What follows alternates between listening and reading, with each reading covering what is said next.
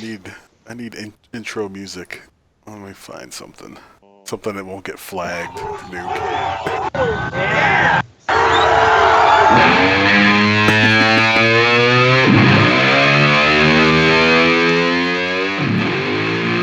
There, I'll put my Top Gun picture now.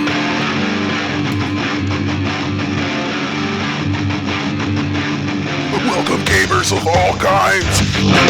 This is the Dirty and Susty podcast. Sunday, Sunday, Sunday. Come on down to the fairgrounds. Watch Bigfoot. Don't forget to visit Uncle Yellow's House of Horror. Now the podcast will get a fucking trademark flag on it. Oh god, yeah, you'll get your channel will be shut down again. But you don't monetize. You don't monetize your videos, so it doesn't matter. No, I don't. But I hate having to accept when they send me the things. I get so many that were random for a while there. I had a stint that was like every day. I was getting old videos, like 4 years old, they were getting flagged with shit that made 0 sense, like some Swedish metal band, and then they provide a link, for you to listen to the alleged comparison, and I'm like, who the fuck is running the show over there? Because, and I had to contest them all, and in about 3 days they say, oh, okay, yeah, that was wrong. God, Jeez Louise. It's fucking stupid, dude. I would never want to put my cards on the table to make a living on YouTube. There is no fucking way I would I would not give YouTube the opportunity for the trust fall. Because if you need support for anything, it is non-existent. Yeah. I don't. Well, I mean, there's 2K's fault. there's no support for anything for Google products. No, there's not. So, all right, this is 30 and 16 over 30 Clan podcast. I'm your host, Black Death, along with Nuclecoog, Raven, Hello. and Crow. Hey there. You can reach us at over30clan.com if you are 30 plus, if you know how to count that high. Or you could just apply, and if you're not, and we'll make relentless fun of you. That's a guarantee right there. So, If you unlock the achievement of not dying before 30, go ahead and do it. yeah. In this episode, we're going to cover some of the games that come out in the last Blitzkrieg. The last Blitzkrieg of game releases here in March and April, and then talk about some video game news, and that's about it. Video game news, very, very newsy this go round. I had to find. I like the news. So Yeah, there was big news yesterday about Call of Duty. Oh, I saw that. Saw that. So Very intriguing. Yeah. yes, well, it's not a rumor because their website's updated now. It's going to be Call of Duty World War II, and they're going to have a reveal in 3 days, but if you look on YouTube, there are tons of leaked trailers, which doesn't really show anything. There's no gameplay. It's just a cinematic trailer. Yeah. Which is what they're really good at, unfortunately. Yeah. But, It's gonna be. we'll see. It's gonna be awesome. It's gonna be awesome in taking in the entire World War II theater in an hour and a half on rails.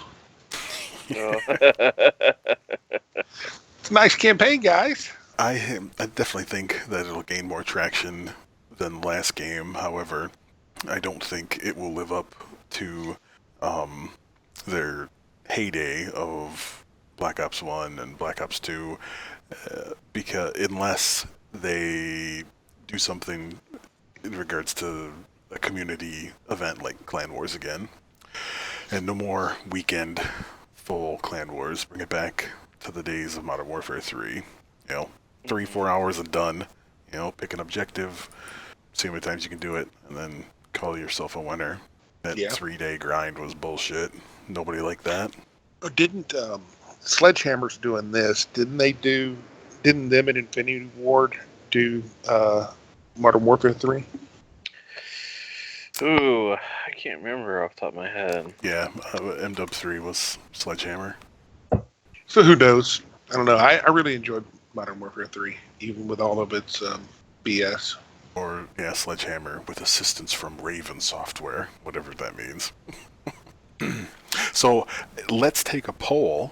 So when the official trailer drops in 3 days, what is everyone's guess for positive or negative likes and dislikes on YouTube? Oh man. Oh, I think it'll blow. I think it'll break YouTube at first. Everybody's going to be piling on and giving their opinion. I think it's going to be a positive review. Everybody's been pretty jazzed about it. So, well, I think that everybody that is older that has played from the boots on the ground sessions are excited. I think the younger generation that's coming up that has been playing COD on, Black Ops 3, Infinite Warfare, Advanced Warfare, all those good are gonna go, what is this? Where's my rockets? Why can't I run on walls? Why can't I slide, 20, 30 feet? I think that's a niche market, though, compared to... Yeah. So I think you have way more people that say COD 4 was the best Call of Duty of all time than you'll have anyone saying Call of Duty Ghosts was the best Call of Duty of all time. Or Advanced Warfare or Infinite Warfare. I mean, the sales are crippling. I think Infinite Warfare is lucky to muster 8 million in sales. Oh Whereas, like, in comparison, Modern Warfare 3, I think it was more in the 40 million range. Copies. As far as revenue, you're talking almost $1 billion for Modern Warfare 3. It was about 700 million-ish, like the first week of release. Yeah. Yeah, I mean, Black Ops was huge, but Modern Warfare 3, I mean, that thing was hyped so much, and it just exploded. So, Raven, you were saying a break the internet positive reaction. yeah, I just think there's so much speculation, like, oh yeah, it's this, oh yeah, it's that. And everybody has been anticipating this new title. I know I have been interested in it since I found out it was more boots on the ground oriented, and maybe more historical. I think that's why I like Battlefield 1 so much, as it's kind of got that historical aspect. And I think, like I said, everybody's been hearing about it, and they're ready to see what it's really about. And Crow, what do you say? Oh, I don't know. I think it's going to be such a divided group of people that are excited about it and people that aren't. And I think we're going to honestly, because people are a little bit more trolly, they're probably going to be more negative unless the cinematic is insane. I think we're going to see a lot more trolling negative than we are going to see positive initially. And then Nuke, what do you think? It depends on what kind of game they show. I mean, I think it's going to be positive overall. I mean, honestly, because they're going back to a more traditional. They're going back to a more traditional route, which is very much needed. There's enough space games and space shooters and bullshit, and I think for the last 3 or 4 years, Call of Duty's just been kind of a fucking joke. But I think people will be excited about it. I will give it a dislike just because. what an ass. And speaking of trolls, as Nuke walks in with that little comment. I could really dislike it if they say, hey, it's going to be World War II, but we're going to do an alternative history with lasers and steampunk all kinds of stuff. How would World War II play today?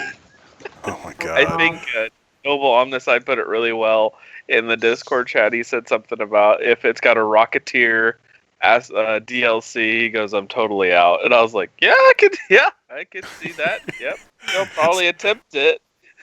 So I'm gonna send a link in Skype to the alleged video that they're gonna release in 3 days, and you can weigh in. I'm gonna agree with Crow. I think most of the people who are serious about the game are gonna probably like the video because they've been asking for a World War II, COD 4-ish Call of Duty. But I think you're definitely going to get the other people that they're so pissed off at Call of Duty, they're just going to fucking thumbs down it, just the thumbs down it.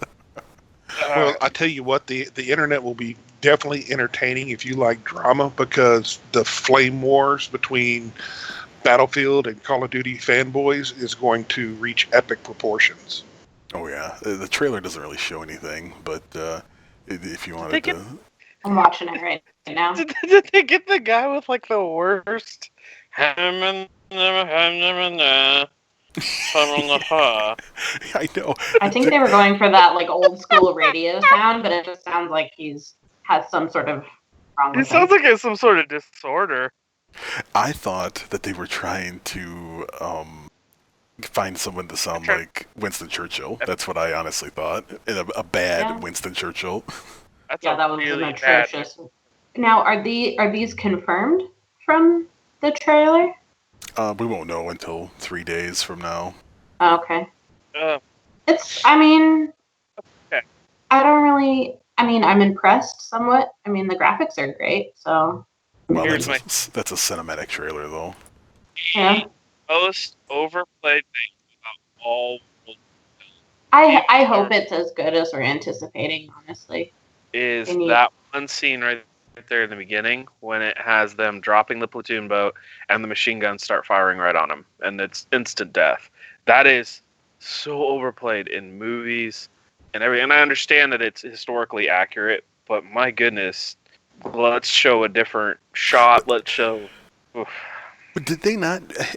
Correct me if I'm wrong, but did they not do that exact scene in World at War? Were you? You stormed the beach of Normandy in the campaign, right? Was that World at War? Is that what that's from? I think you're thinking of Medal of Honor. Oh, maybe. Oh, you know what? Medal of Honor. You came from the boat, and that's the tough thing is that for a single player game, for the single player campaign, I'll always look back to that front line and what was the Pacific Assault back-to-back releases that they had. I love both of those games. Those were so much fun. Because that was the first time you got a World War II game like that looked like that with good-looking graphics. Mm-hmm. All right, here, I'm going to see. It's the landing at Peleliu. Oh, I don't think that's it. Yeah, I sent a second link in Skype, which is the official Call of Duty website where they show the countdown. Okay. Which I forgot to add the intro, which is This is KTIT, K-Tit, playing the best tunes in town.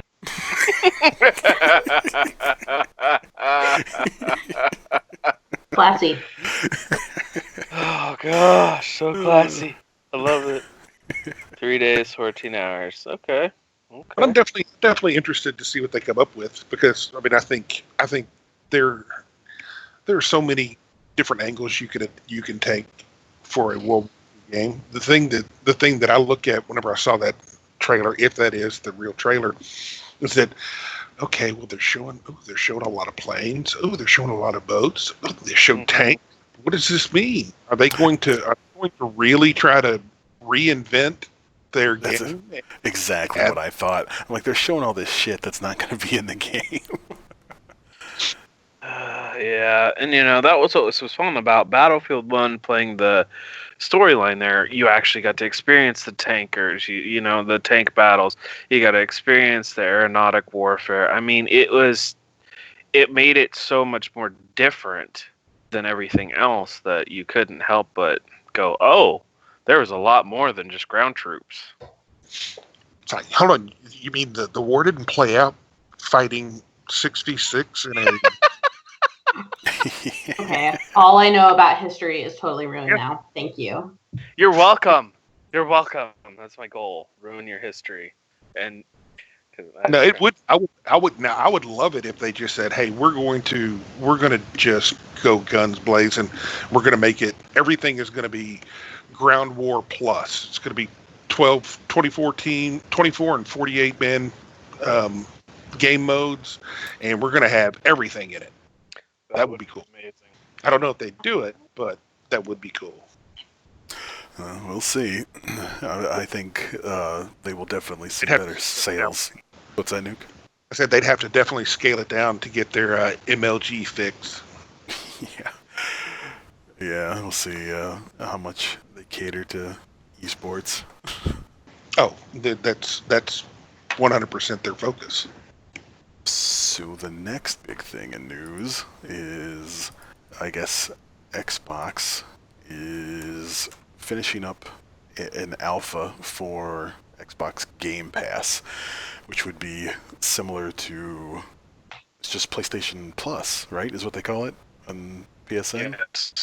Yes. PlayStation Now, is that where Yeah, you're talking PlayStation about? Now. I'm sorry. Yes, PlayStation Yeah. Now. Yeah, so they're ending an alpha and they're getting close to launch. So this will be a pay service, just like PlayStation Now, where you'll get to play all those backwards compatible games at an extra cost. I like how their list here that shows on the site is like Halo 5, Saints Row 4, Mad Max, NBA 16. Games you can play on pretty much today's, without the backward compatible. I'm not really seeing anything that's old. No, there's... Well, they said 100 plus games on there. Yeah, I'm sorry. Yeah. It's more like a rental service, I should say, where slightly older games you can just pay the service to play them instead of. They're basically trying to compete with GameStop and used game resellers. Honestly, that's. Yeah. I like how they try to call it a Netflix-like service that provides subscribers with access to catalog of 100 games. Oh man. Yeah, I know. Yeah, last I looked, Netflix only has 100 shows. I'm surprised they didn't get in trouble by making that reference, but Oh, they said $10 a month. That's not bad. right, I would say How that's much? cheaper than $10 a month. $10 a month. Oh, that's not bad. That's cheaper than PlayStation Now, isn't it? Yes. Yeah. PlayStation Now 11, I think it's $11 or something like that. But Okay. PlayStation Now has been going on a little longer, so they have a bigger catalog, and it's been growing. They add to it every month or two. They'll add, I think they just recently added another 100-some games to it, so they update theirs pretty regularly. So I love this part where it says more than 100 Xbox One and 360 games via backwards compatibility, as much as they want for as long as the title is available. Too much noise. Stop that. Sorry. Sorry. As I'm long not gonna- as it's available. I'm not gonna edit that shit out again. Close to info. Yeah, it says as long as it's available, which really raises a question of, okay, they're just gonna rotate games in and out? Yeah, because what if you're in the middle of something and all of a sudden they're done? They're like, oh, we're going to get rid of it now. Gosh. Okay, This is- Fable 3, Gears of War, Halo 5, Lego Batman, Mad Max, Mega Man, Payday 2, Soul Calibur 2, and Tekken Tag Tournament 2 are the confirmed Xbox Game Pass titles. Nothing that, I don't know, there's nothing there that makes No. me say I've got to have this, but Yeah. it says if you're in the Insiders program, you can participate in the testing now, but I think it wraps up on the 25th of April, and today is the 22nd, so, and then I don't know if they're going from alpha to release, or if they're gonna go straight to alpha to beta, I don't know. We'll see, but I guess it's, at least it's something. Yeah, I mean, it's a good Absolutely. idea. Hey, the more options you have, the better. Now, can you do the Xbox stuff on PC with Microsoft running, Windows and everything like that. I didn't know if that was something that's possible. That's only on titles that are released by Microsoft or released through Windows 10. So the only game that comes to the top, well, there's two that come to mind now are Minecraft. They have a Minecraft Windows 10 edition, which will be cross-play between Xbox and PC. Okay. And then Forza Apex. Those are the only games I know right now. Okay. But, like all things, there's more to come, allegedly. Let's see, what else is new? I'm interested. Battlefront. Fart noises. Oh, yeah. Fart noises. Wah, wah, wah. That was my phone vibrating. I'm disappointed. I see what they're doing, and they're trying to now go like, oh, we'll bring a campaign into it, and it'll make it all better. No. We're gonna bring a campaign. We're gonna bring classes. It's gonna be so much better. Promise you. Ugh, no. The only thing that kind of tempts me a little bit is the campaign. That's the only thing that's really... They will gain some players with that, but I have little to no confidence in this game, just like the last one. Yeah. They have fucked up so many Star Wars games that it's just... It's frustrating. It would be a miracle to see a good one. I just, we had Knights of the Old Republic. Those were probably some of the last Star Wars RPGs that were really, really good. And now there's just not been anything since then. They had the Star Killers, the Force Unleashed ones for PlayStation and Xbox, which were good, but they were solo stories. There was no multiplayer aspect. There wasn't anything you could do with your buddies. Since then, there's nothing there for the Star Wars fans, and they don't realize the money market they're missing out on. Well, I think what they've done is because you know how Star Wars is very, very much in control of their brand and and everything involved with it. They select who they want, and whoever they want pays them a shit ton of money to go out and make more money. And so, it's got to appeal to the largest base possible and be as accessible as possible. But the thing is that they gave it to the wrong fucking people. Yeah. It's just the EA machine again. It's churn out more cookie cutter garbage. Now you've got two big giant behemoth companies in EA and Disney working together on this shit, and so the Battlefront or whatever the hell it was, the one that released a couple years ago, sounded good, looked authentic, but play wise, it was entertaining for about 40, 50 hours, and then after that it was just brutal. The biggest problem that they have is that, and this is typical of DICE, they release a game in October, November. They do day one patch, then they do an update a little bit later in the month, and then they fucking disappear until the next year. Because they all go on holiday, and so they disappear until mid-January. Ooh, if you say so. If you say so. You're not fooling anyone, buddy. No, I agree. It's I don't know. I would love to know the actual numbers of how many people they have working on the title. I think it'll be a little better that Disney's involved now, but I don't know. Just because it's Disney doesn't mean that it's going to be good. Let's look at what was the Nintendo Disney thing that tried to compete with Skylanders. I can't remember the name of it. Yeah, I think so. Infinite or Infinity? I can't remember. Yeah, Disney Infinity. Yeah, it's like that fell flat on its face. They tried to make a bunch of money, thinking that their figures the little playable figures like the Skylanders would haul it. I mean, you get the hardcore Disney folks, but that game flopped. I mean, imagine how bad it would be if they announced that Game of Thrones is going to come out with an epic game, and they're going to give it to Ubisoft. Ubisoft is going to do it. Imagine how bad that would be. I mean, that's the way I feel about EA and fucking Star Wars. It's going to look real pretty, that's definitely for sure, but the gameplay is going to be off. Plus, they're not. You know that they're not going to put everything that they could possibly put into this game because they still have to wait for another one.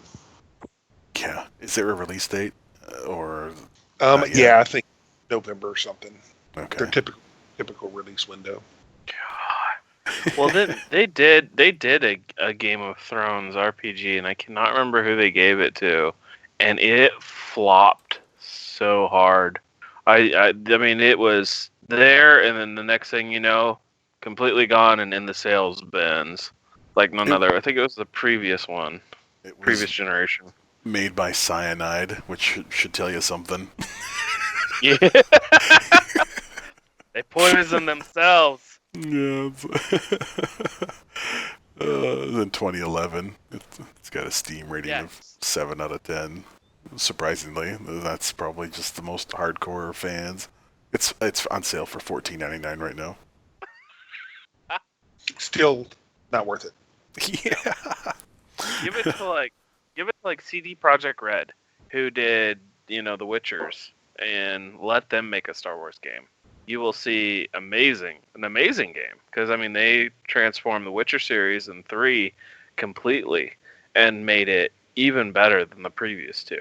So I mean, give it to some underdog company that really cares about the game. Yeah, that's exactly it. And it's not cares about the actual product, that they know that if they put out a good product, they're going to make their money.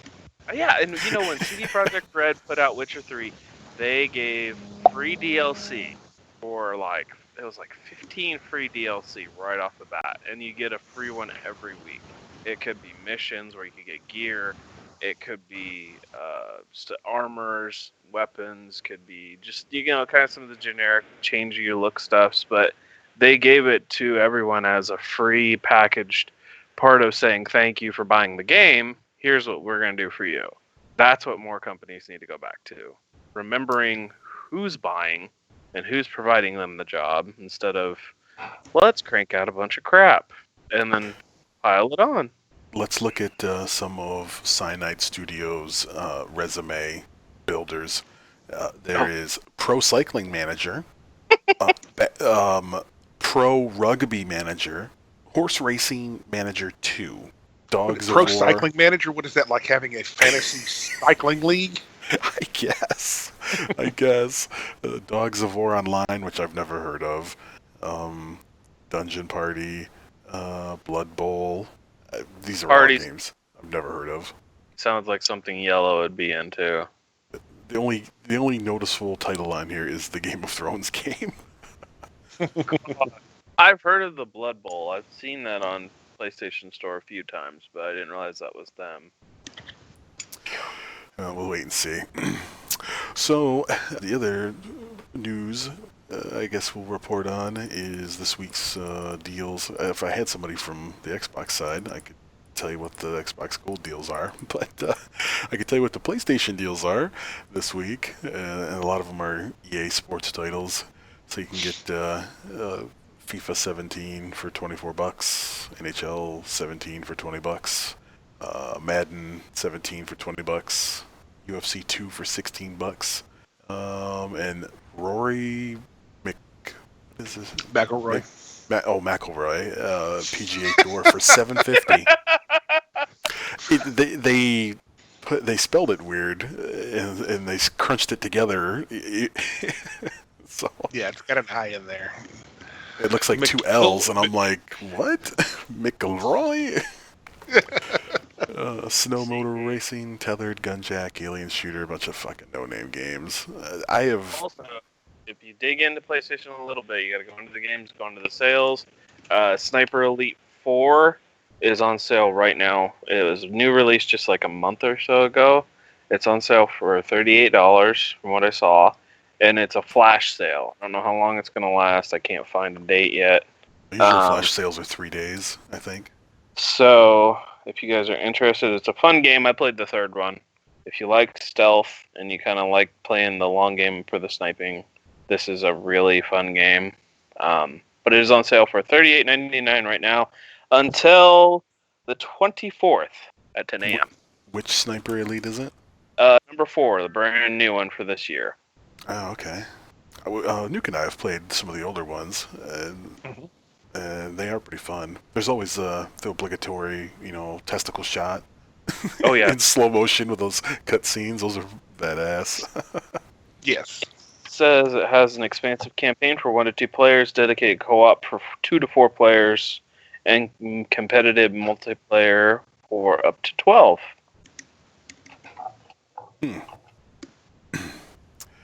Well, keep an eye out on that. So here is another story that sort of solidifies my theory on the whole Xbox rental program. And that's digital games make up 3 times as much as physical in the U.S. market. And so they said that the downloaded games made up 74% of the U.S. gaming market in 2016 versus physical discs.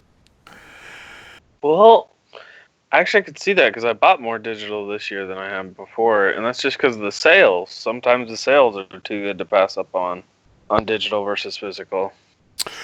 Yeah, I would agree because no matter what, the hard copy always seems to be full price, and then you'll get cheaper deals on Amazon and other retailers, big retailers, online retailers, for a digital copy for less money.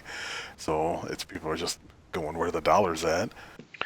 I mean, you can snag a game for, a great example is they had a flash sale last weekend for the Wolfenstein series. Usually $20 digital, but for the 2 of them, you got them for, less than probably about $10. I mean, that's 2 full games for $10. While if you look at GameStop for physical, or you look at Best Buy, or you look at Target, you're still looking $30 to $40 full price. So, why would I do that when I can just click play and download? Exactly. I think it's just more convenient, other than the limited hard drive space that they've given you on the out-of-the-box console, which is unfortunate, but I hate swapping discs. But, or you could be like me and buy the digital, or buy what you think is the hard copy game on Amazon, and then this sends you a box which includes the key. And it says digital copy only, no disc included. Here you go, Dick. Here's a box to put on your fucking desktop. So it's a little backstory on that is I needed another copy of World at War because my kids wanted to play it together. And so, I looked on Steam and I looked elsewhere, and the best deal was on Amazon. And you know how when you select the game, then they usually have sub options you can click on in the listing for physical or download. The physical option showed like $39.99, and then like the digital option was like $29 or $39, and then the physical was only like $10. And I'm like, okay, well, I'll just get physical. What do I care? And then they literally sent me a case which did not have a disc in it, and right on the case it said no disc included, and there was just one sheet of paper with the code inside. It made no sense, but whatever. So you paid for a box with a code versus a disc with Yeah. So in 2016, they said both subscription. This is figures 74% of sales in the U.S. come either via subscriptions, digital full games, or digital add-on content, which together totaled $24.5 billion. Oh my gosh. 2.2 billion coming from VR, which is surprising.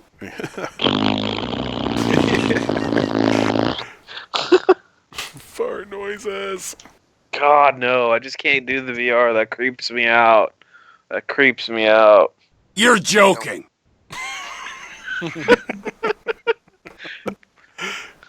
Nuke, do you still have the ones from last time? I don't have it up right now. I've been clicking Windows. We got to get Raven all happy to hear that one guy's voice. Hey, Yeah, all right. we'll get there. I'll get to that. Oh no. So this is interesting. So in the U.S., that was 74-26 split, right, between digital and physical.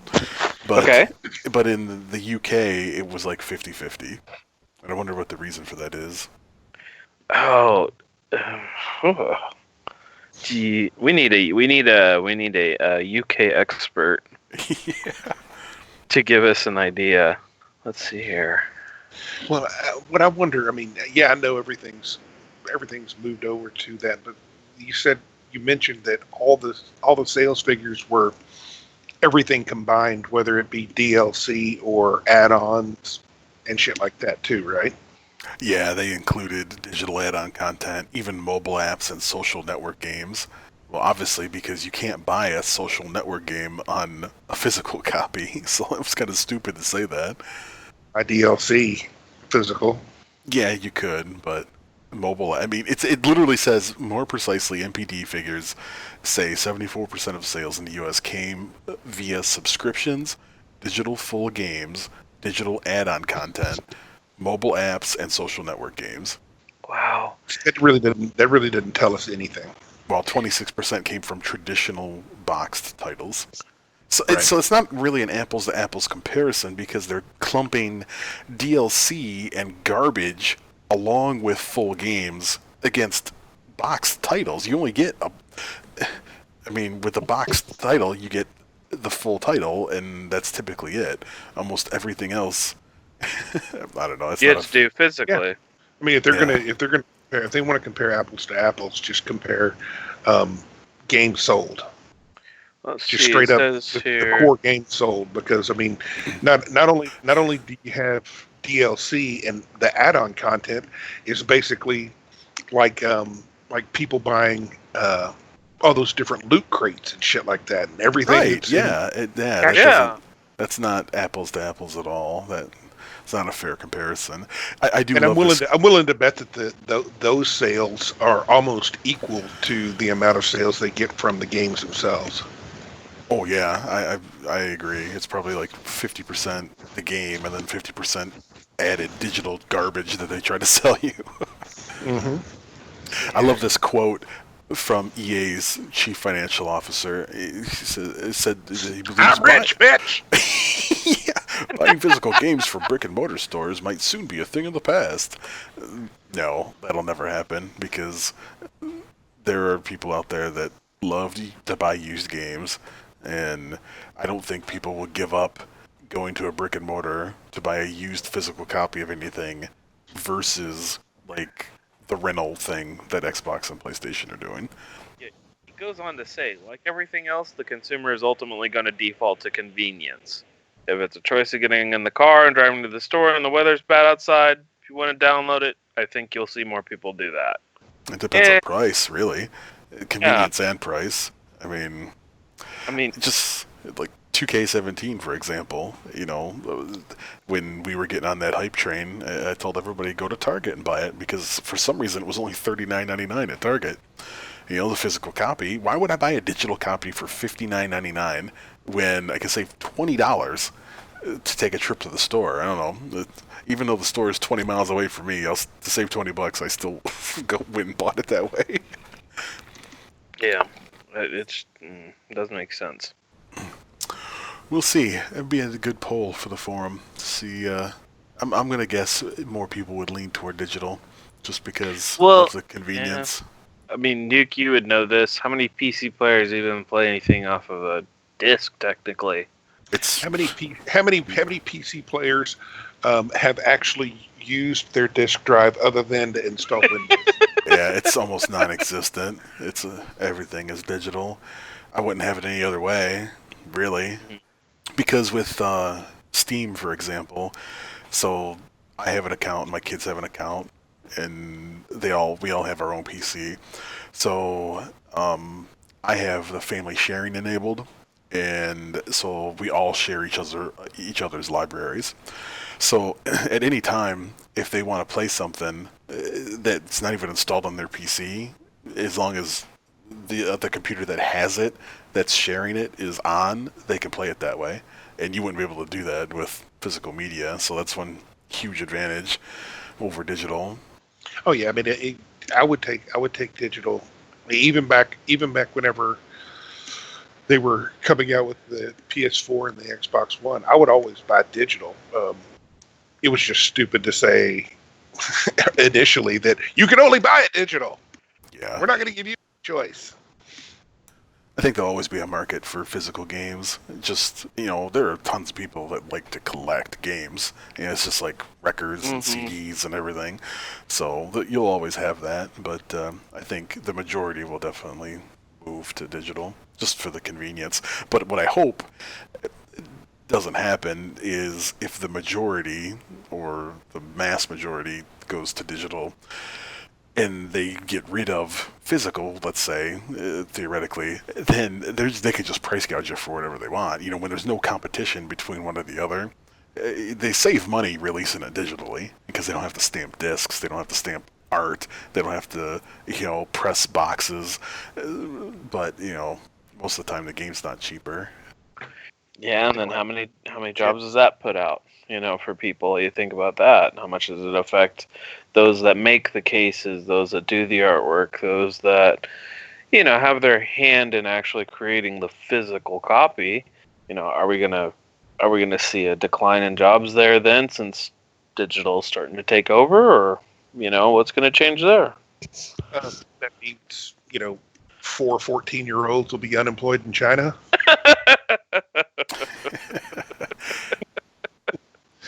Or they'll be making watches or something instead. Yeah, that's true. So earlier, Nuke, you mentioned Ubisoft, and so there was some big news a couple days ago. They are opening 2 new studios to work on an unannounced AAA project. Ooh. And the studios are both in Europe. They're in Berlin, Germany, and the other one is in France, I believe. Yeah, I can't pronounce that. I'm not even gonna try. ISIS: The Rise of an Empire. That's Bordeaux. Ubisoft Bordeaux. That's where that is. Yeah. Yeah, see, I also saw that they're doing their best to try to fend off a hostile takeover by Vivendi as well. Really? Do that? Yeah, of course the CEO. We want to keep it the way it is. We don't want them to take over because it'll affect the quality. I'm like, can it affect the quality? Really? Come on. Who are you talking here? Let's be honest here. How much is it really going to affect it? If that happens, it would just get worse because Vivendi is. I'm trying to make a comparison to a U.S. company, but I don't really know one because they have their hands into so many things. It's like they're not an expert in anything.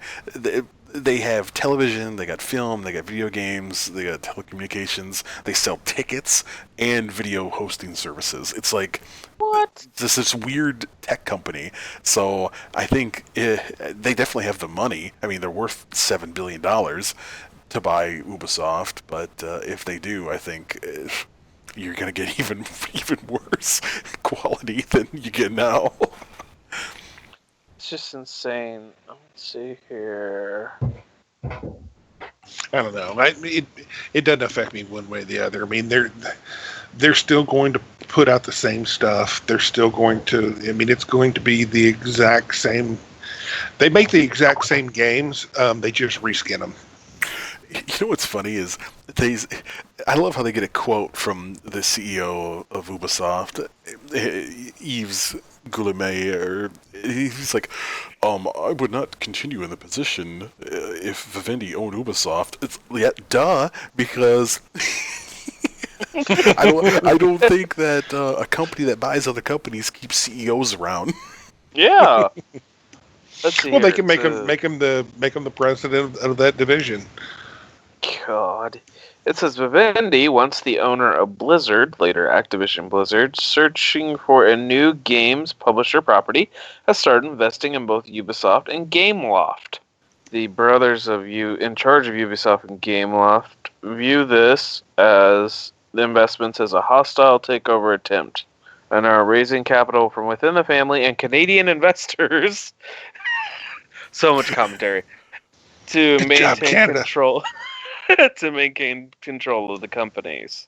I As know. of June Great. 2016, Vivendi has acquired controlling stake in Gameloft. Yeah, Well, it'll be I'll interesting. be to watch. fucked. It'll be interesting to see how that whole thing plays out. Honestly, I don't think it's gonna. I mean, Ubisoft is a massive company anyhow. It can't run any worse. Yeah. So Ubisoft stock is at 40 and change euros, which is much higher than I thought it would be, and their market capital is 4 billion. So I'm pretty surprised at that. But Vivendi is 7.7 billion. Yeah, it's insane. Really? I mean, developers would probably be really, really scared because, their goal is to get paid as much as they can, as long as they can. And, so if a big company comes in and says, hey, our internal costs are going through a bunch of shit out there that's not selling, you're going to be fired. Yeah, Vivendi is about 5 times the size of Ubisoft. Their market capital is $22 billion. Jeez. And ironically, the founder is Napoleon III. I saw that. Founded in December 14th, 1853. That's really very interesting. I've never heard of this fucking company before. The actual CEO of Vivendi is Arnaud de... I can't even pronounce the French last name. Puyfontaine. Puyfontaine. He is the acting CEO. So, I don't know how long he's been with them. I wonder what the title is they're working on.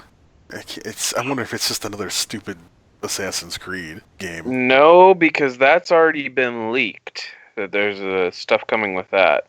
So I don't think it's that, because that's been getting leaked for a little bit now. Because the next one's supposed to be set in Egypt. It says, in the next 14 months, the game is described as high potential. Strong digital live service, blah, blah. They're going to release in addition to the new IP, which is described as high potential. Ubisoft is planning to release another new franchise, For Honor, and South Park, The Fractured But Whole, and Watch Dogs There's your 2. game. I'm telling you, dude, you should play The Stick of Truth. That is a fun game. I will give it a shot sometime. Nuke, we were speculating what this Ubisoft AAA title may be. No clue. I have no idea what they would. It's probably going to be some kind of. Well, all their usuals are out of the way, so God only knows what they're going to do next. Probably some kind of futuristic thing. Engadget says that it could be an Avatar universe or MMO. That's only 10 years too late. Yeah, that would definitely go on my immediate ignore list. I watched 15 minutes of Avatar. Come on. It's time to go. Exactly. Now that's a bad joke. Dad jokes. I needed that growing up. I'm gonna choose to ignore that. We'll have to see if it is this Avatar game. Oh my god, I just don't get that. It's like the movie came out the new so long movie's ago. getting ready to release. They're doing another one, by the way, in case. Oh, I did not know that. Yeah, there is. James Cameron's plan was apparently 3. and he wants to do separate worlds, different places, all within the universe of Avatar. So, 2 apparently is getting released. So that may be what they're trying to co-sync it with, so they can ride that money train. Not in the mood. Well, we'll see. Oops, I will continue with ad blocker. Thank you. Let's talk about We got Nintendo. Forbes. So, I do not understand Nintendo's business savvy. So they released the new, the remake of the NES, and they're extremely limited in quantities, and so you get people hoarding them and reselling them on eBay for umpteen times, over retail price, and then they go and they discontinue it. I don't understand that at all. They discontinued the NES Classic. So now anybody who was doing that, who were already getting triple the price, are probably getting 6 to 10 times the price now, because you're not going to be able to get one. Wow. And I wonder if this is some weird thing that they think that they're creating artificial hype by, increasing the demand by limiting the supply. Do you think they're trying to do it for the Switch? And they'll bring something like that, like this, what this purpose of this Nintendo was, over to the Switch, and that will... Or maybe it was taking too much attention away from the Switch. That makes more sense. Oh, that's true. Possibly. But then they go and they released news that they're going to release an SNES in time for Christmas this year. That makes absolutely 0 sense. I don't get it. Nintendo's biggest problem is rehashing old ideas over and over again. They have so little new, fresh content. It's amazing. It's kind of scary. I mean, how much they just think that if they do the same thing over and over, and then I understand they make stuff that lasts, but at the same time, they need to do. They need to do something different. I don't know. What are your thoughts on the Nintendo Switch? I haven't seen honestly anything about it other than people drooling over Zelda, and that's it. That's all I've heard. That's all I've seen. I have no clue about it. I think it just seems like a waste. I mean, I think it's gonna go the way of the Wii, unfortunately. Big hype at first, and then... It's a Mario time! Oh yeah! Oh yeah!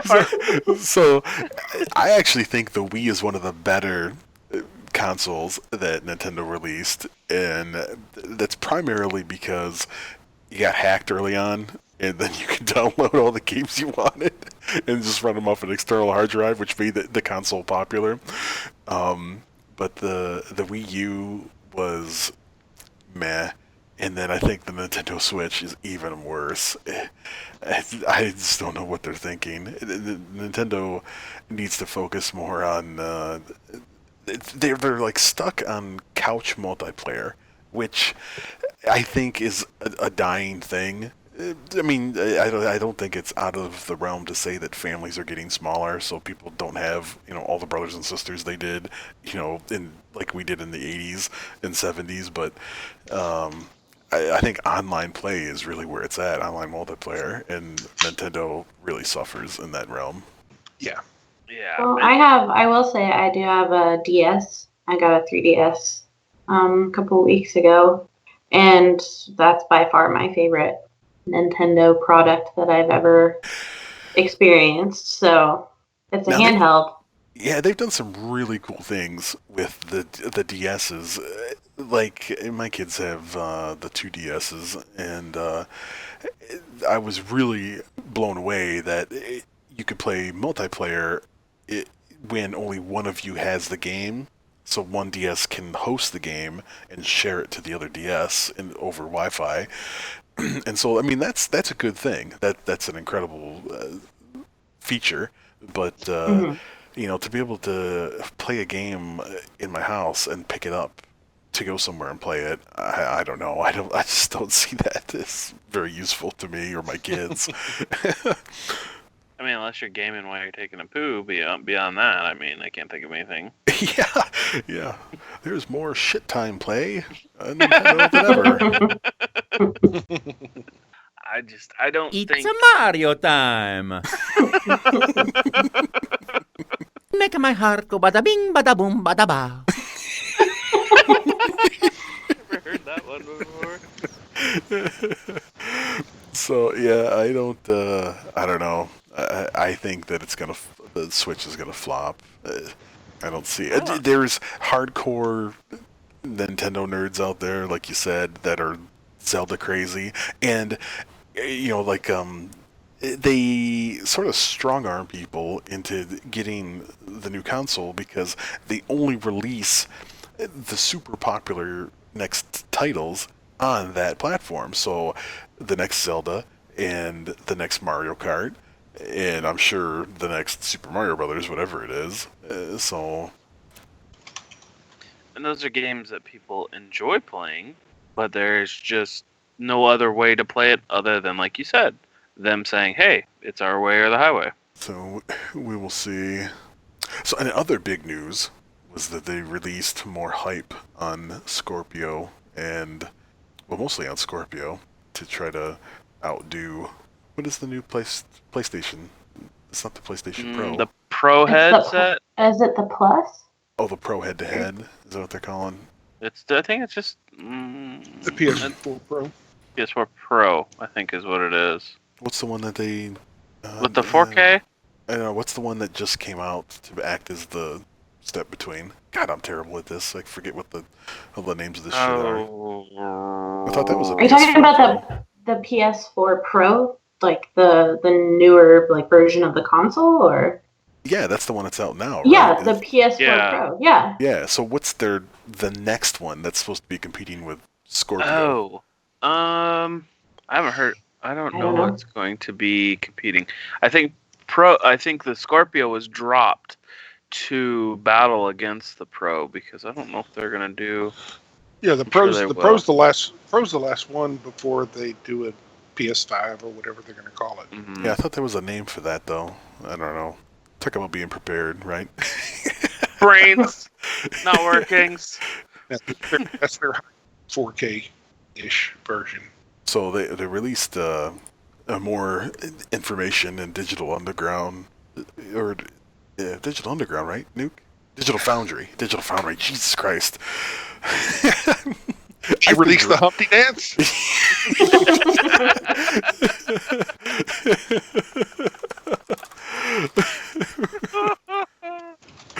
Oh man. This is not the night to remember stuff, apparently. This is why we're over 30 clan. I know, right? It's like, good lord. What are you trying to come up with?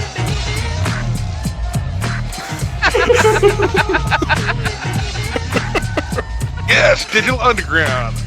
Release new specs. What you doing? Cause I'm about to ruin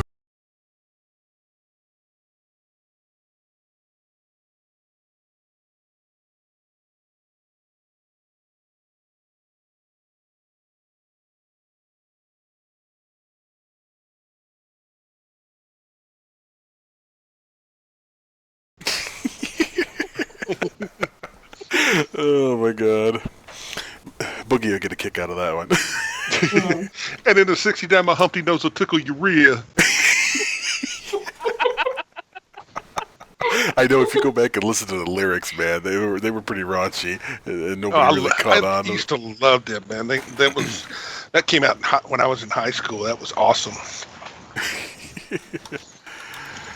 So the Digital Foundry did a big video on the Scorpio, and Microsoft is releasing more details about it.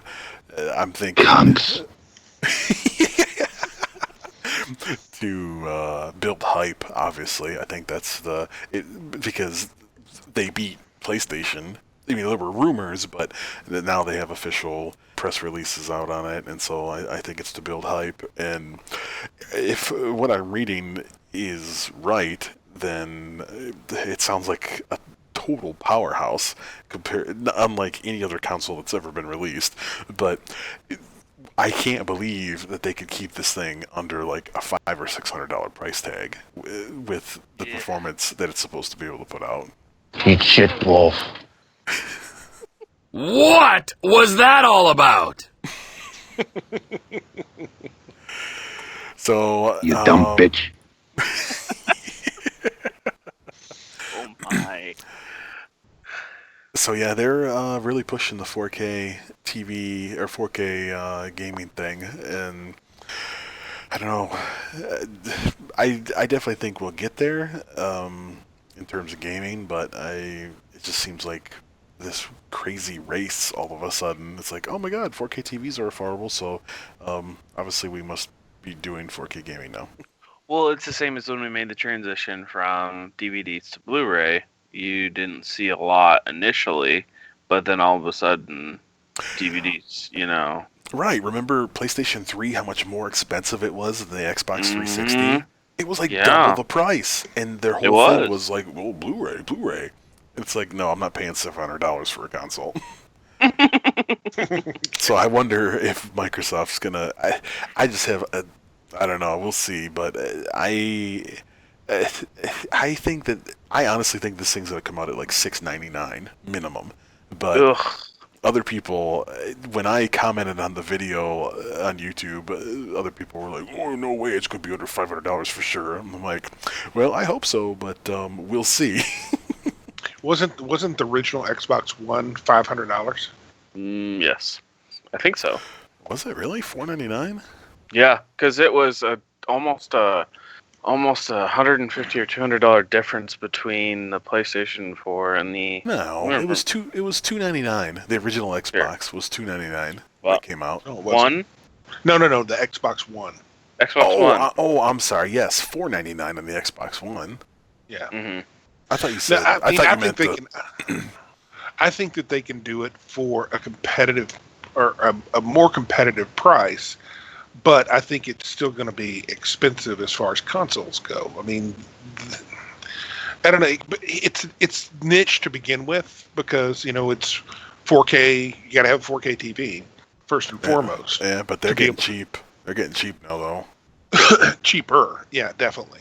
And by the end of the decade, half of America is going to have 4K TVs. Okay, well, and then 10% of that half are going to be gamers, right? I mean, I'm all for it. I mean, I'm glad it's powerful. The more power that they push is better for everybody, especially if you're a PC player, because then that means the ports should be better. Should be. So, but as far as interest in that, my only interest in it is that's great that they can do 4K at whatever frame rate they want to throw out there. But will every game be 1080 60 frames a second? That's the only thing. I mean, I said the same thing about the PS4 Pro or whatever it is. Is if it can't push 1080 at 60 frames per second, then for me it's useless. That's where I want the power. I want the power to come in FPS. It should absolutely do that because they're talking like 6 to 8 teraflops of GPU power. Oh, I know the hardware is capable of doing it, but are the games all going to? Because what that would do is that would mean that somebody playing Battlefield would be playing Battlefield 1 on a regular Xbox One at 930 frames per second. But then if you have the PS4 Pro, can you do it at 1080p 60 frames per second? Physically, the hardware can do it and can do it easily, but is there going to be some kind of artificial? Is it something they're going to put on the developers and say, "Hey, you can choose whatever you want, and it's going to be the same across every one of our game platforms"? I think the hardest part falls on the developer, because they seem to have a stumbling block moving to this last gen from the 360 and the PS3 to the Xbox One and PS4, and now this seems to be a much larger leap. And they were already, crying and whining before that they were having a difficult time, writing the game to run well on that hardware. So I'm wondering if there's going to be any lessons learned there with this hardware. And more so, I'm interested in, do you think Microsoft will learn anything from their Xbox One release with this Project Scorpio? And do you think that it'll be backwards compatible with Xbox One, or is it going to be completely proprietary again? Yeah, I mean, I think that it's mandatory that if, just like the PS4 Pro, that if it releases on the quote unquote next gen, it has to be able to run on both. My question is that does the frame rate scale with the power if you're not running? Okay. Crow or Raven, what do you think on the backwards compatibility?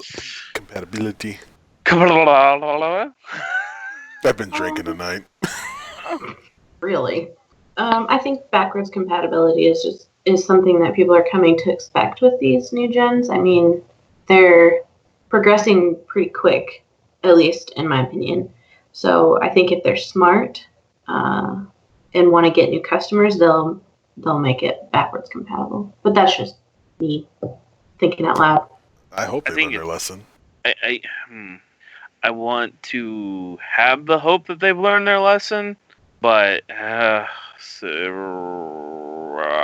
so many times it's been let down, or it's just kind of disappointed to the point where I don't want them to do it anymore, just because these companies aren't learning their lesson about the backward compatibility. And even what drives me more crazy, when they backward compatible games that I didn't even hear about when I had that version. I know. They come up with garbage games. They're like, hey, guess what? You can play, I can't even think of one. Exactly. Like Avatar Golf now. You can play Avatar Golf on Xbox One. It's games I wouldn't even played in that session when I had that generation. Give me the games. Give me the classics that I actually want to play, and not a bunch of randos. Another question I have is that now that they're going to have this be able to do 4K, does that mean that we're finally going to be able to see Crackdown do their physics in the cloud? Oh, God. I don't even know how to respond to that. Trust me! I'm no longer finding this so funny!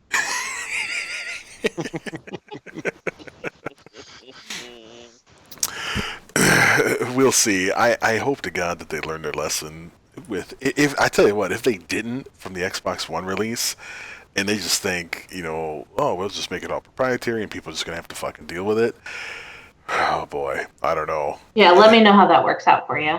Exactly, and then the price. I think Microsoft would be willing to lose money out of the gate if they know that they have a product superior to the next PlayStation, or they're out sooner. I completely think that they would be willing to do that for the long haul, because if they lower the price, let's say that it does run awesome, every game will run 1080p at 60, and most games will run 4K at 30, let's say, and they beat PlayStation to market, then I think that they would sacrifice the release cost for that hype to get that momentum going that they absolutely just got destroyed on and lost the last console release. Oh, I agree with that. Yeah. Are you talking about Scorpio? Yeah. I think that they're not going to be first to market because the PS4 Pro released already. That's their PS4's already released their 4K machine. But they can still go out and sell it at a loss if they want to try to, if they truly believe that the market is prepared to buy a shit ton of 4K consoles. No, they have Neo. That's still PlayStation's answer to the Scorpio is the Neo.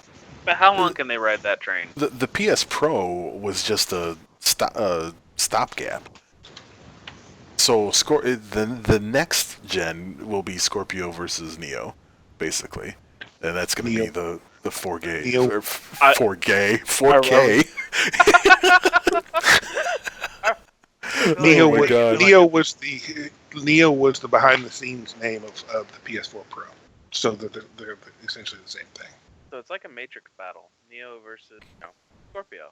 They're not going to be releasing. Sony's not going to be releasing another console until they do their next generation of consoles. Right.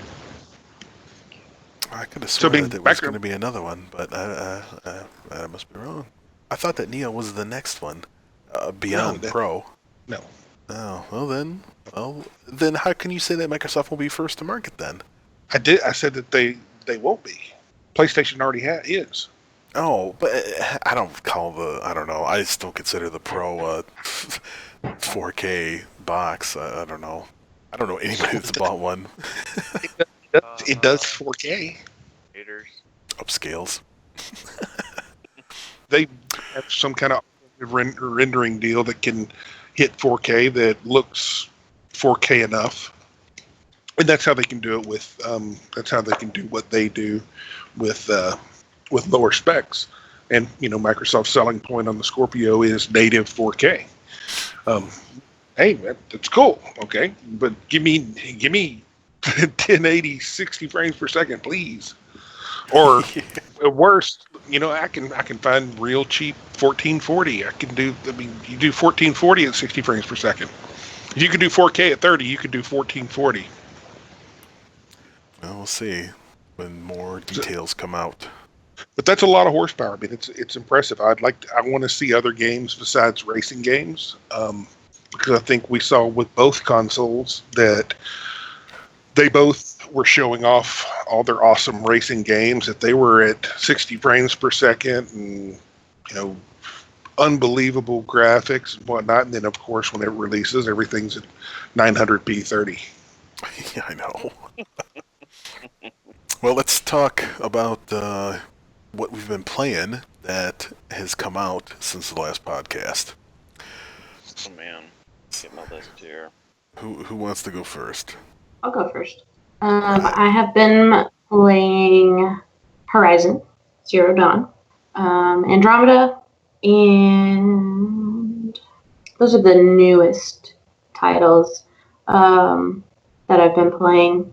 So, and Plague Incorporated, it's an indie game, but it's newer to console as well. What's the last one called? Plague Incorporated. You basically have to kill off the world's population using some bio agent. Oh yeah, my kids play that on the iPads. Yeah, it's pretty entertaining. It definitely keeps your interest, and you can unlock different stuff and different abilities for the pathogen. So, You're so mean. I'm okay with that. There it is. I was waiting for that. Damn right. Are we up for that? Are you? Oh God. Are you? I felt the same way. The worst part about the galaxy going to hell would have been never getting to see you again. Oh. We're in this together. Such a tease. And you've got to be kidding me. Oh no. The system isn't safe. Oh God. Okay, Garrett. You've had your time. I got some new ones though. Forgive the insubordination, but your boyfriend has an order for you. Do tell. Go out there and give them hell. You were born to do this. Oh, wow. Wow. Well, we just lost her. that was great. I was pretty impressed with that. Yeah, there's a whole bunch of new ones. Although, speaking of Mass Effect, I am not as hooked into Andromeda as I thought I was going to be. I'm slightly disappointed. Where does it fall short for you? The story.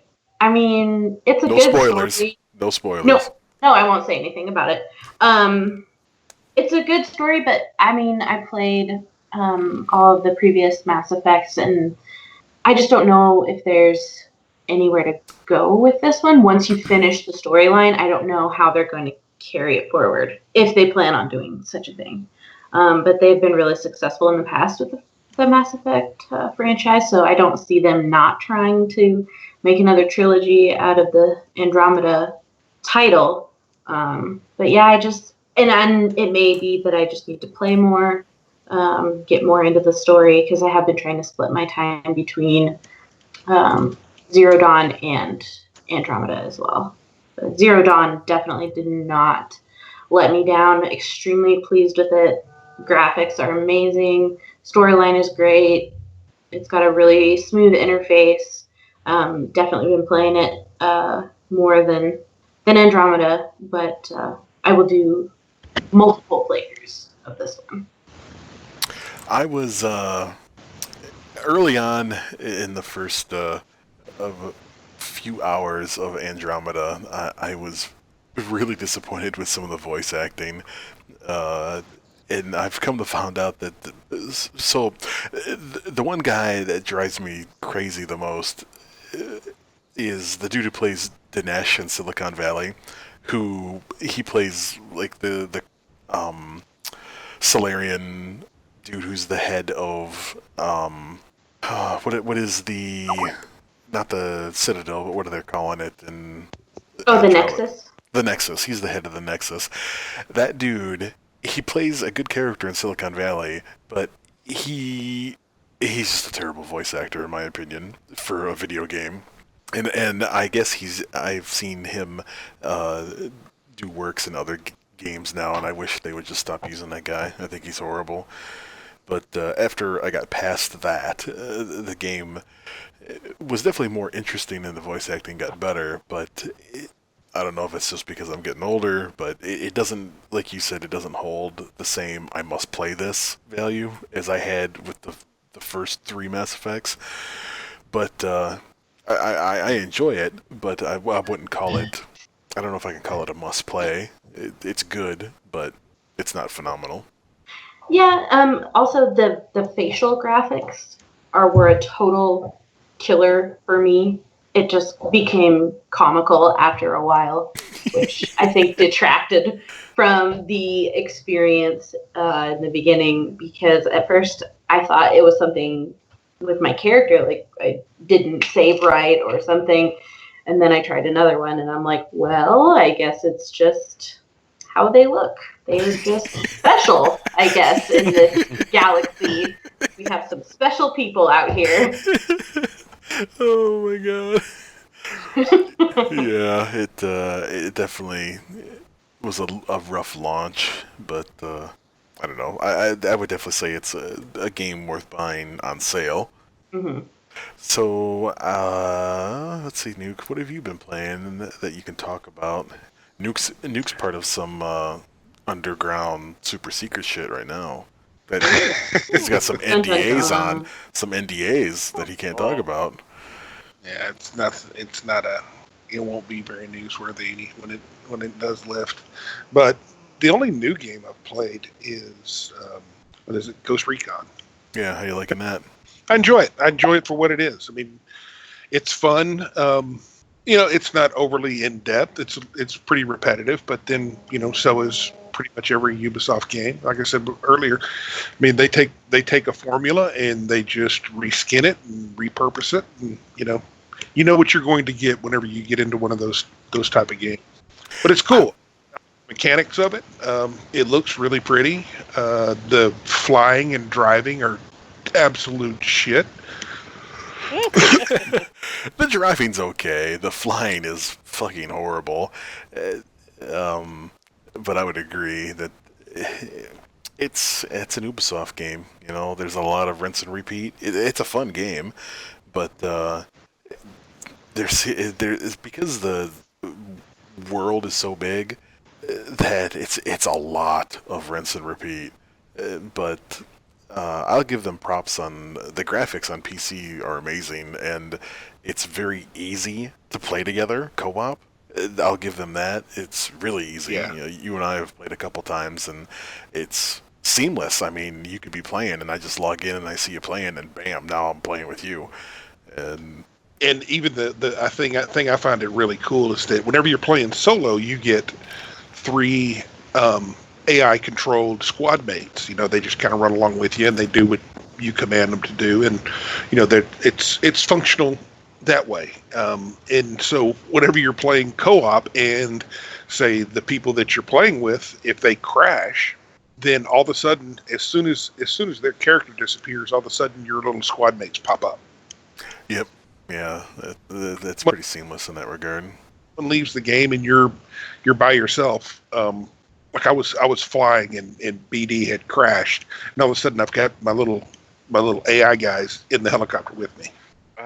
That's kind of nice then. The Like game crashed. I did not crash the helicopter. Oh, I just want to make that clear. I crashed the helicopters. I'm the bad captain. You know, I couldn't give you any details on the story because I don't know shit about it. Because when they give me an open world like that, I've learned by playing those games that just go unlock and get all the equipment first, then come back and play the story and enjoy the story for what it is. Because I never finished Skyrim because I would have like 20 open quests and I'm just running all over the place and I can't follow the story. You and Raven. Yeah, Oh my I've never God. finished Skyrim either. I got stuck on the mods. Man, the Yep. mods sucked me in. Same here. But like the only story that was the only one of the Ubisoft that I've been able to actually follow the storyline was Far Cry 3, and that was because I wanted to see what kind of crazy shit Voss Montenegro was going to be doing. But for what it is, it's a good game. I've probably put 40 hours into it, and it hadn't felt like a grind. It's been enjoyable, and I've touched maybe 1/10 of the main storyline. So I got a long way to go, but I've enjoyed it in spades. I've been mostly just watching different TV series that I haven't watched. Got caught up on Taboo. I watched Black Sail. Taboo is a great show. Mm-hmm. Yeah, I like that. What else? I watched The Leftovers. I caught up on that. I re-binged The Wire, some of Game of Thrones. I started watching Game of Thrones because instead of playing Ark, I decided I was going to start messing with the dev kit and started trying to learn how to do some map making in that to make a map mod at some point. And of course, I want to do a Westeros one, so I think that would be pretty cool. But that learning how to deal in the dev kit and make shit is fucking frustrating for a tech tard like myself. So that's pretty much been the existence of my online presence. How about you, Crow? Boy, What a lot of were your 2K. thoughts on Andromeda? What are your thoughts on Andromeda? Okay, I'm very torn about it because I agree with what Raven said, and I agree with even what you said. The facial thing threw me off. I mean, okay, I love watching the old, like, Bruce Lee films where the mouth doesn't quite mix up because they mixed in English, you know? But I expect that. I don't expect it in 2017 on a video game where it's the only language is English. You're not mixing anything up, and the mouth looks like it's trying to speak Mandarin. Shepard, this is when you take all your anger and frustration, bottle it up, then use it to rearrange every molecule in Kai Lang's body. Oh, Thanks, Gareth. Wow, that was Shepard, if that you're was feeling hot. up to it, I thought we could do something fun for a change. By playing a No. different game. Oh, okay. I was like, no, I know what kind of fun you like. I'm not recalibrating something. Yeah. If I never see another spider again, I'll die a contented Turian. Unless they have spiders in the afterlife. Damn.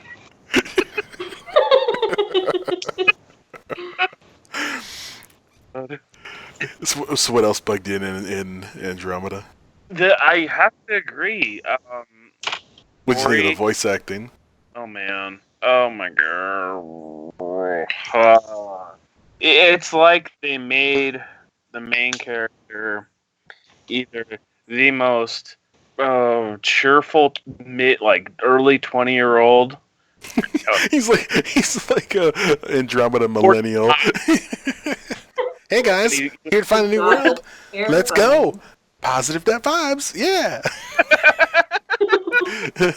I know all the people. I know all the people are stuck in stasis, and there's this new thing that's kind of fucking everything up, and our plans are fucked. But hey, it's gonna be all right. My sister may not live, but it's okay. I'm good with that. Exactly. Hashtag RIP. Hashtag best sister ever. So fuck.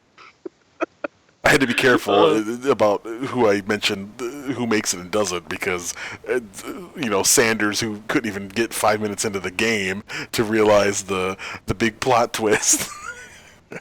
I ruined it for him. Oh, you did. I remember that. He was super pissed. Sorry, taters. Not really. Well, yeah, it's your own fault for not playing the game for 10 fucking minutes. I mean, come on. Oh god, yeah. A lot of 2K with the usuals, and that's kind of been it recently. I haven't really picked anything up to dust off for plats or anything like that recently, so I've just kind of been bouncing between those two. And a little bit of Battlefield. We made a return to Battlefield 4 the other night, which was entertaining. My god, I don't remember everyone being so fucking good at Battlefield 4. I know. It's like no one bought Battlefield 1 and just stayed on that game. It's insane. I am blown away how good people are. I mean, I've played most of all the Call of Duties, and you run into some people who are okay and some that are pretty good. But, dude, in Battlefield 4, I just don't know how to describe it. There are some really fucking crazy good players in that game. Mm-hmm. There was. Well, you need to reverse boost to get your freaking SPM down, son. It doesn't matter because it's not skill-based matchmaking. You just join the server and there's a bunch of 140 shit buckets there, and you get your shit pushed in. Well, see if you can find a Make-A-Wish server.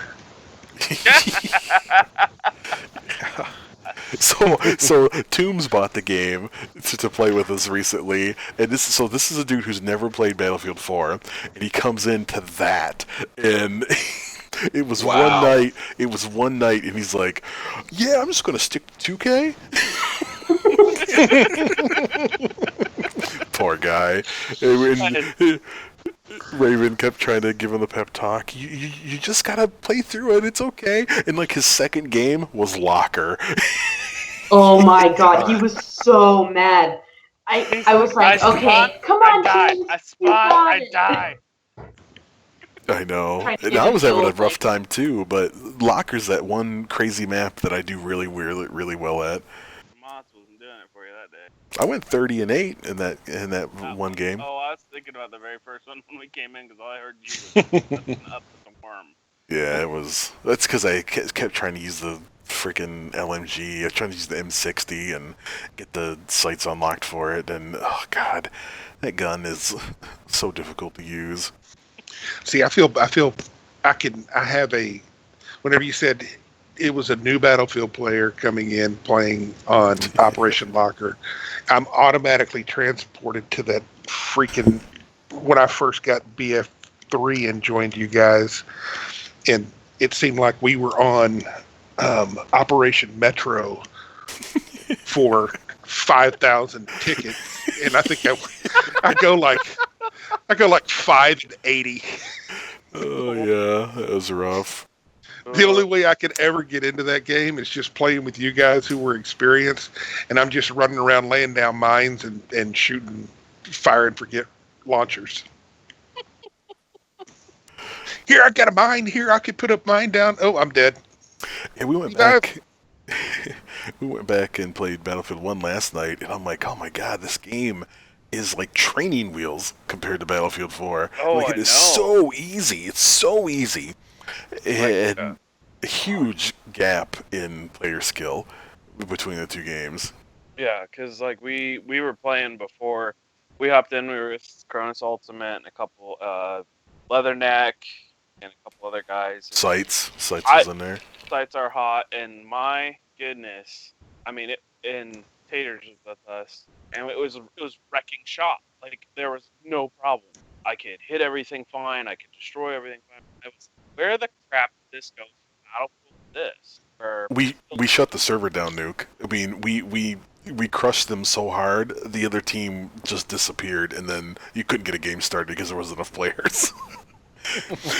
I come in the middle of the first game, and when that round ended, it was like 1,000 to 100 and something. Good God. That's how much of a skill gap there is between Battlefield 1 and Battlefield 4. So, well, we can wrap this up with a little story that I'd like to share about the Gamers for Giving event that I attended a couple weeks ago. Preach on.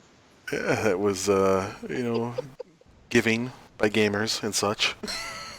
So I took the whole family. Newfie met me down there again. It was at Eastern Michigan University, and we went a little earlier this time so that we had a night before the event, and had a great time. They raised like.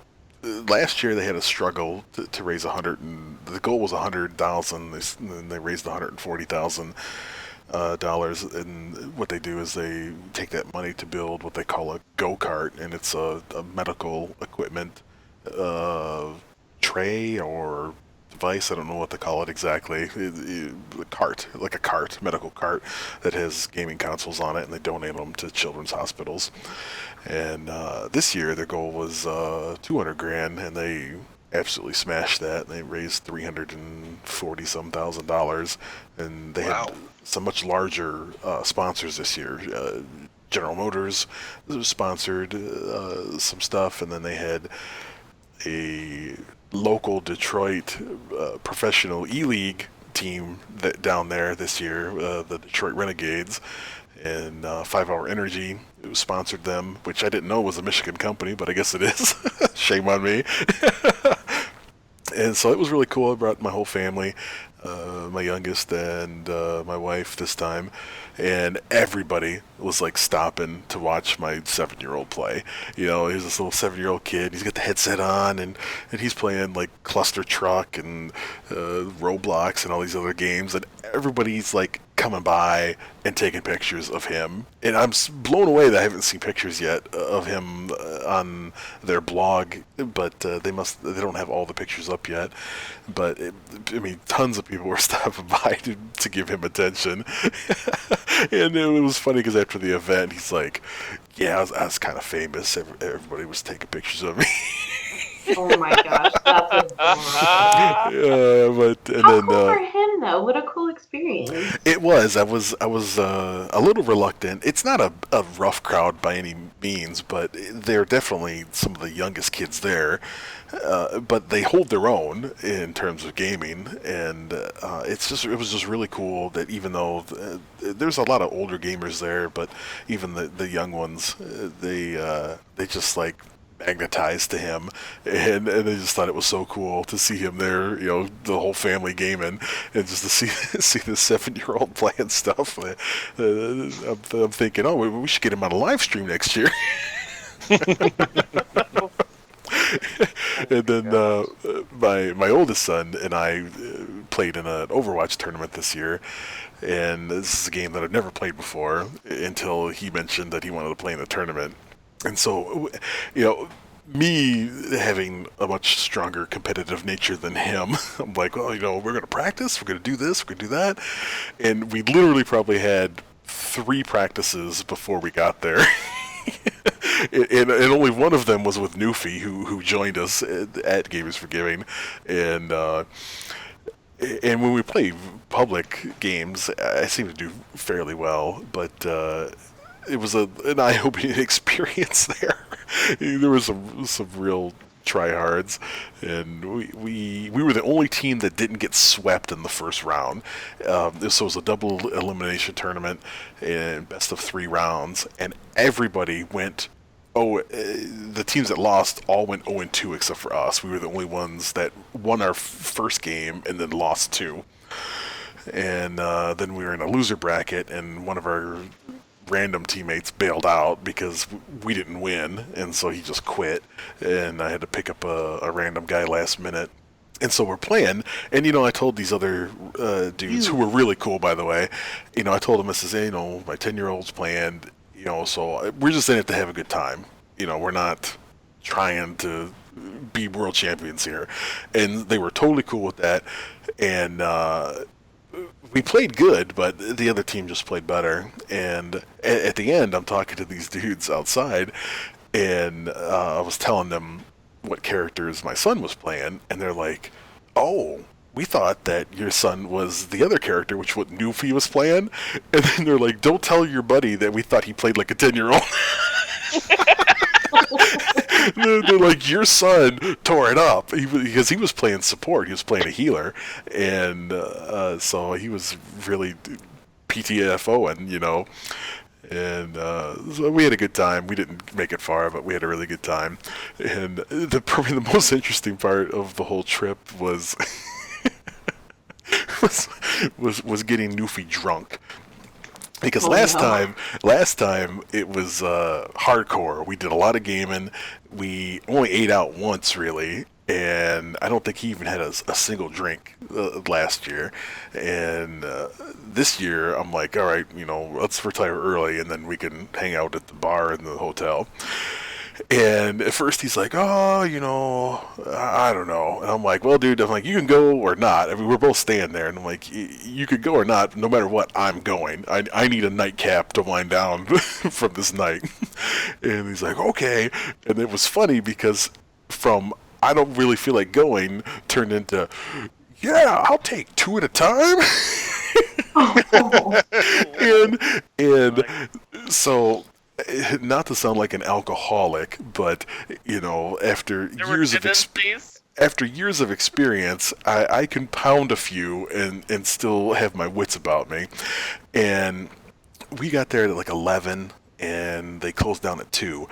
And by 1:30, I think he's on like his 9th or 10th drink. And we're talking mixed drinks. And I opened, with like a couple shots and then just beers, to get the buzz going and then just mellow out. And then, but not him. He was like, and I knew I should have known what the night had in store for us when he's like, I'll take a screwdriver. And the bartender says, what vodka you want? And he says, the one with the most alcohol. and I'm thinking, wow. That's a hardcore Newfoundland right there. Wow. It was funny. And so, but I mean, he holds his own well, but I'll get to that part later. I mean, he wasn't like slurred his words or anything like that. So then it's sort of getting near the end of the night, and this huge group comes in. This hotel is also got a golf course there, and there was like this group of 10 guys that come in, and I think that they were golfing or did golf that day, and they're already hammered. And I guess they came in with like a case of beer and everything, and the bartender was the manager, and he was sort of stuck up, and this place is kind of fancy, and so to have gamers there in like sweatpants and shorts, you definitely stuck out because you weren't in dress pants and polo shirts, and these dudes come in and they're like, I want. And he starts counting the people at the bar. 1, 2, 3, 4, 5. I want 12 fireball shots. Come on, let's get 12 fireball shots going. And the bartender was not gonna serve this dude, and so I started egging him on to try to see how far we could get this to go. And so he was like begging the bartender, and then he's like, "All right, dude." Keep in mind, I'm at the bar, like 3 feet from the bartender, and he's like in a drunk whisper, which is sort of like a mild yell at that point.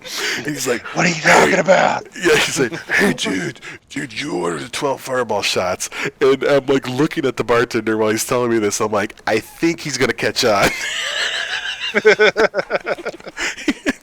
And so this goes on for like 30 minutes, and finally, the bartender is constantly saying that he's going to refuse to serve them, and so he's like, "So seriously, bro, you're not gonna serve us?" And then they finally give up, and so this is nearing the end of the night and last call where Newfie orders another double fist, by the way, and Oh my gosh. and I'm like, "All right, dude." I said, "So what's the plan tomorrow?" And he's like, "Well, when do you want to get started?" And I'm like, "Well, let's meet for breakfast at I think I said 8 o'clock because my kids get up early, no matter what. They're up at no later than 7 in the morning, no matter how late they stay up." And so I'm like, "All right, let's do breakfast at 8." And he's like, "Okay, I'll set my alarm." So, next morning rolls around, and we're in the parking lot, and I'm like, "All right, we're gonna, head across the street to McDonald's." And that was because the day before we had an $80 breakfast at this place, so that's why we're gonna do McDonald's the next day. And I'm like, "Okay, we'll just do McDonald's." And like 10 minutes later, he sends me a text back. He's like, "I'll just meet you at the event." and so let's fast forward 3 hours later, 11 o'clock, he finally shows up, and he looks like hammered shit, bro. He looks bad, and I'm not even sure he played anything that day. I think he literally sat there with his head in his hands for most of the time, and then sadly he ended up packing up and leaving early, and even my wife was like, "Is your friend okay?" And I'm like, "I think he's pretty hungover right now." Oh my god. and so then the day goes on. We left kind of early compared to last year, and this was Sunday night, and then Monday rolls around, and I send him a text. I'm like, "Just making sure you're okay. You make it all right?" And he's like, "Yeah, I still feel like shit though." He had like a 2-day hangover. I'm like, "Damn, son." I'm like, to have a 2-day hangover is a real fucking accomplishment. Oh, I've my been there. God. So I really hope that we get some more 30s to go to this event next time, because the fun level definitely increased this year from last year. I don't think we're going to get Doofy to have any more drinks next year, but who knows? He may surprise us. Yeah, it was a good time for sure. Bring your own bottle of Fireball. Fireball With shots, 12 guys. glasses. Yeah. Oh my gosh. So that pretty much wraps up another long episode of 30 and 60. Anybody have any final things they want to add? I do have one thing I would like to add, and I started thinking about this the other day.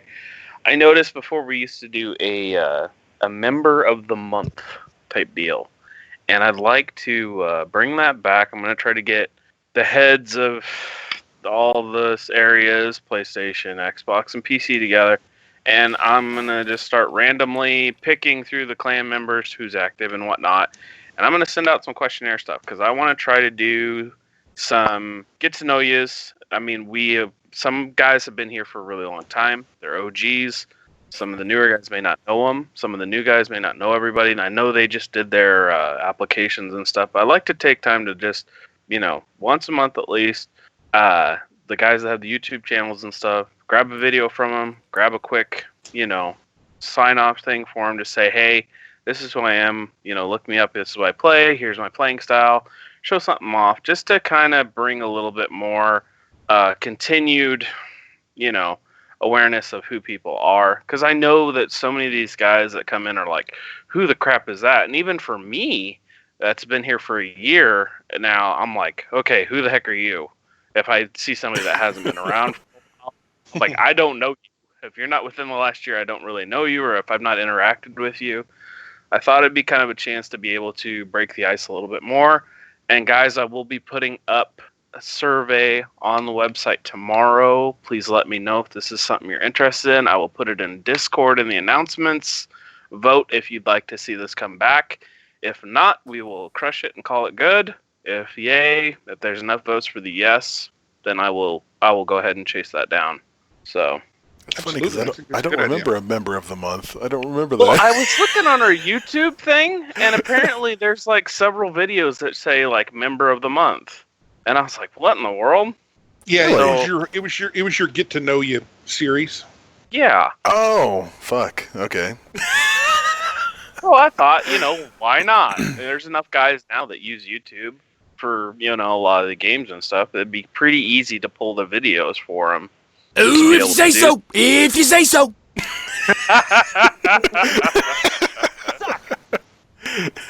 No, I like that. I like that idea. Suck! You suck. I'm hoping. I'm really surprised. I do have an Xbox One now, but with the Black Ops 1 backwards compatibility, I'm blown away that nobody's done. I'm so fresh. I'm blown away that we haven't done a pew pew in a while, which was like the OG thing to do. That was the real 30 shenanigans. Was the old pew pew matches. Yeah, right. So if you're not familiar with what pew pew is, then you can look on my YouTube, just YouTube AX Black Death XA, and search for pew pew. You will find it. Those were fun times back then. So hopefully we can get something like that going again. But I like your approach, Crow, and hopefully it takes off. Yeah, we'll see. Like I said, guys and gals, I will be putting a post up tomorrow on the website. I'll make sure it gets in the Discord announcements and tag everybody. So vote yay or nay. If you don't want it, that's okay. If you do, then I will work hard to make sure it happens. Nice. Yeah. Thank you. Well, no, I think it's good because we don't have, like in the past, there were maybe a couple of games that we all played, and there would be 5 different lobbies, full lobbies running in the same games. But since games have spread out, we have more people on different platforms playing a lot more different games. It's just hard to get to know a lot of people. Yeah, and with the size of the clan and the added diversity of what people are playing, it's definitely difficult to manage. You are creepy as shit, sneaking up on me wearing that collar with that freaky ass smile. How'd you know? All right, well, let's wrap it up on that note. I would like to thank my co-hosts again, Nuke the Coog, Raven, and Crow, and we will check you next time. Check us out at over30clan.com. Later. See yous. And we have to agree on a outro music. I'm going to go with Badass this time. That's what Badass has to offer. Oh, damn it, that's the same one. Jeez. That's the same one. I'm terrible. Oh, God. I didn't think it was called Death. Badass. I didn't think it was called Yeah, Badass. it is. Unless we want that to become like the staple ending. I like to mix it up every time. Let's see. Road to Darkness? That could be a little too dark. Trying to find something quick. I usually like the groovy ones, but they don't have a lot in this selection this time. Gritty dubstep?